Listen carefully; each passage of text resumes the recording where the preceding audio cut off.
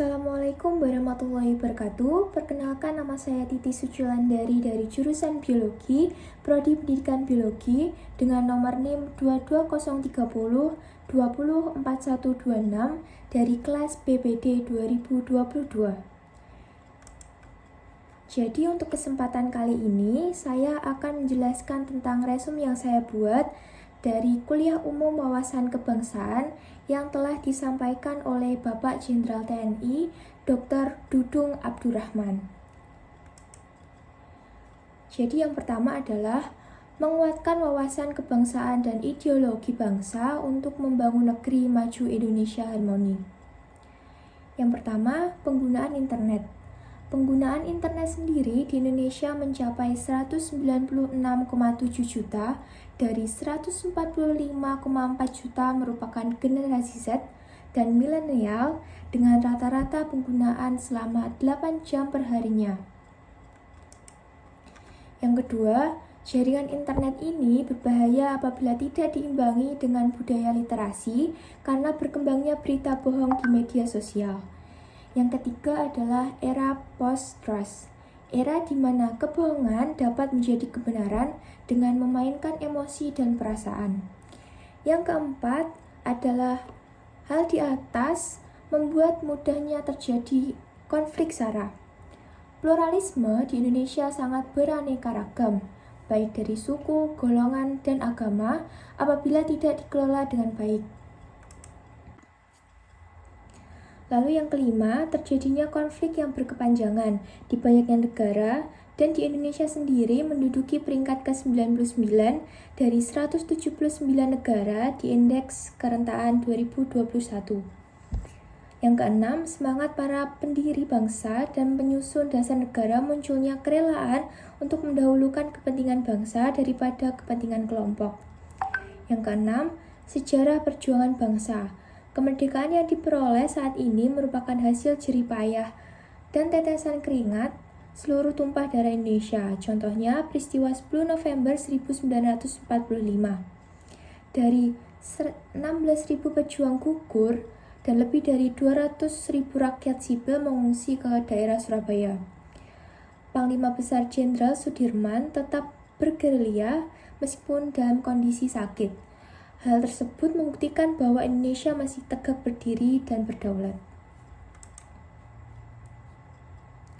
Sejarah telah membuktikan persatuan dan kesatuan bangsa Indonesia sangatlah kuat pada saat menghadapi ancaman eksternal.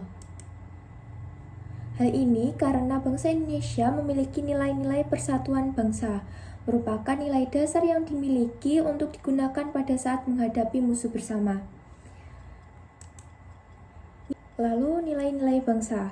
Yang pertama adalah menghormati perbedaan. 660 tahun yang lalu nenek moyang kita telah menghargai perbedaan. Yang kedua adalah mendahulukan kepentingan umum daripada kepentingan kelompok. Semangat kebangsaan Budi Utomo di tahun 1908 dan Kongres Pemuda pada tahun 1929. Rela berkorban dan pantang menyerah. Yang keempat adalah kebersamaan dan gotong royong. Peran masyarakat dalam perjuangan kemerdekaan, masyarakat saling bahu-membahu menanggulangi bencana alam. Yang kelima adalah optimisme dan percaya diri. Contohnya adalah bersatu padu membela timnas.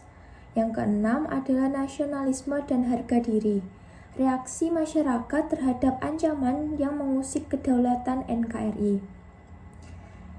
Kesimpulannya adalah yang pertama adalah menghormati perbedaan, yang kedua adalah mendahulukan kepentingan umum, yang ketiga adalah rela berkorban, yang keempat gotong royong, yang keempat adalah optimisme, dan yang terakhir adalah nasionalisme.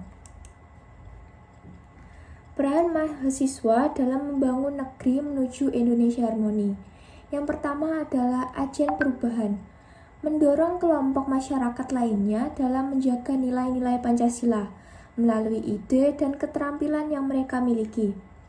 Yang kedua adalah menjaga nilai.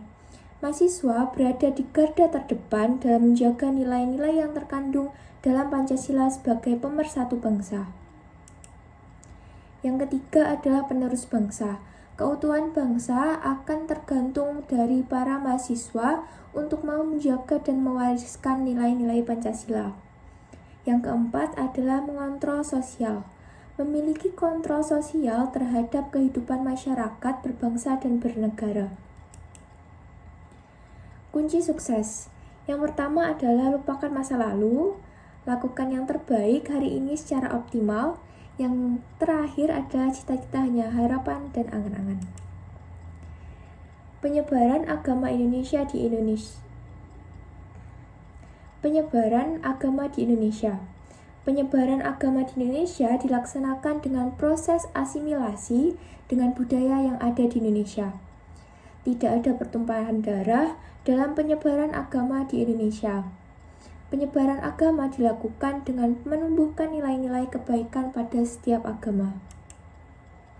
Siswa harus yakin kepada diri sendiri karena apapun yang ada di depanmu, di belakangmu, maupun di sekelilingmu tidak akan berarti apa-apa dibandingkan apa yang ada di dirimu. Baik, terima kasih. Sekian dari saya. Ada kurang lebihnya mohon maaf sebesar-besarnya. Wassalamualaikum warahmatullahi wabarakatuh.